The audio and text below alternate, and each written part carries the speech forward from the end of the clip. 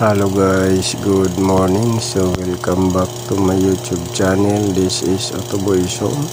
So mayroon tayong ginagawang dito.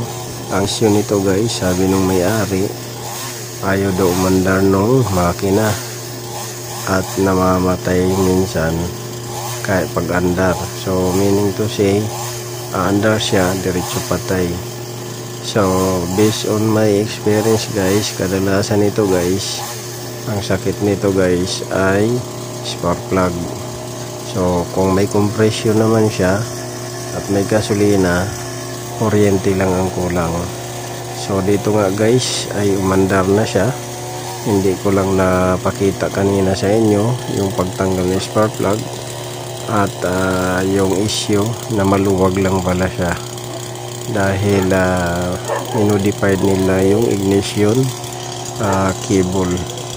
So umandar na siya. So galing to sa ibang shop at sinukuan na ng kabilang shop at may-ari sumuko na rin doon sa gastos. Dinala dito sa atin, napaandar natin ng 5 minutes lang. So yan guys, gumagawa rin tayo ng mga power tools at mga gaya niyan, grass cutter at chainsaw. So napaandar natin. So ang tips ko lang naman guys ay kung may gasolina na lumalabas at may compression, so kuryente lang ang hanapin nyo guys para mapaandar.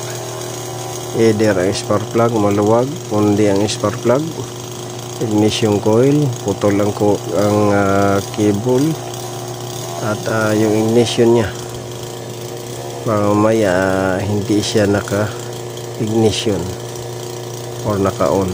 So yun lang, sana nakakuha ko yun ng tips. Sharing is caring lang. This is Otoboy Show.